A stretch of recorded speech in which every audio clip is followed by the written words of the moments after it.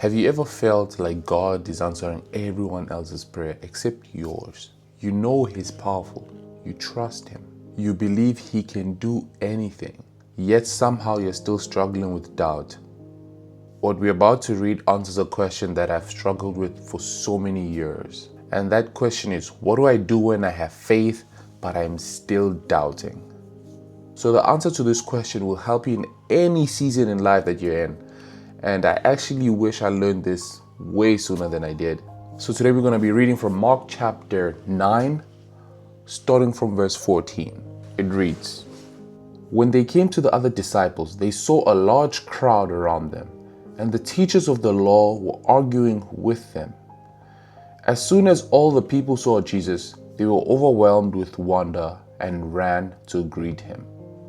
So in this scene, Jesus just came from the mountain where the transfiguration happened. He took Peter, John, and James with him. Yes, Peter, John, and James with him. And they met Elijah and Moses. You have to read all of it it's from verse 2 all the way to 13, right? And it continues. "What are you arguing with them about?" he asked. A man in the crowd answered, "Teacher, I have brought you my son who is possessed by a spirit that has robbed him of speech. Whenever it seizes him, it throws him to the ground. He foams off the mouth, gnashes his teeth, and becomes rigid. I asked your disciples to drive out the spirit, but they could not." "You unbelieving generation," Jesus replied, "how long shall I stay with you? How long shall I put up with you? Bring the boy to me." So you can see here a man who has a son who's been possessed is basically pouring out to Jesus Christ saying, "Hey, my child has this and that. And I tried to bring him to the disciples, but the disciples were not even able to help me." And then Jesus responds, I want you to pay attention to this part. "You unbelieving generation." So unbelief was the problem here. And then it says, "Just bring the boy to me." Then verse 20, it continues. "So they brought him.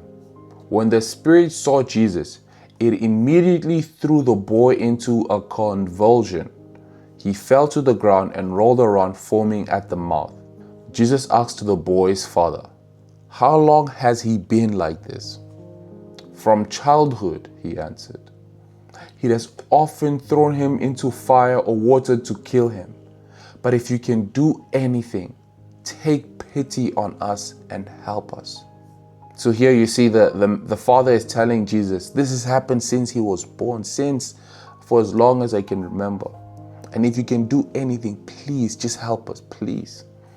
"If you can," said Jesus, "everything is possible for one who believes." So this is Jesus' response, like, if I can, anyone who believes in me, anything's possible. In verse 24, immediately the boy's father exclaimed, "I do believe. Help me overcome my unbelief." That line itself is so powerful because it's so direct. It answers that question of, what do? You believe God can do all these things. You believe that He's powerful. You believe He's all-knowing. You know He can fix your situation, but yet you feel like you don't have belief. You have unbelief instead. You feel like the situation that you're in is never going to stop. You feel like you're just stuck. And I like that the boy's father explains that to Jesus. He shouts it to Jesus. "I do believe, but help me overcome my unbelief." Now the response that Jesus gives is so important. In verse 25 it says, "When Jesus saw that a crowd was running to the scene, he rebuked the impure spirit. 'You deaf and mute spirit,' he said, 'I command you, come out of him and never enter him again.'" Verse 26, "The spirit shrieked, convulsed him violently, and came out. The boy looked so much like a corpse that many said he's dead. But Jesus took him by the hand and lifted him to his feet, and he stood up." So the question in the beginning was, what do I do when I have faith, but I'm still doubting? And the answer is right there in verse 24. The response that the father gave, he says, I do believe. Help me overcome my unbelief.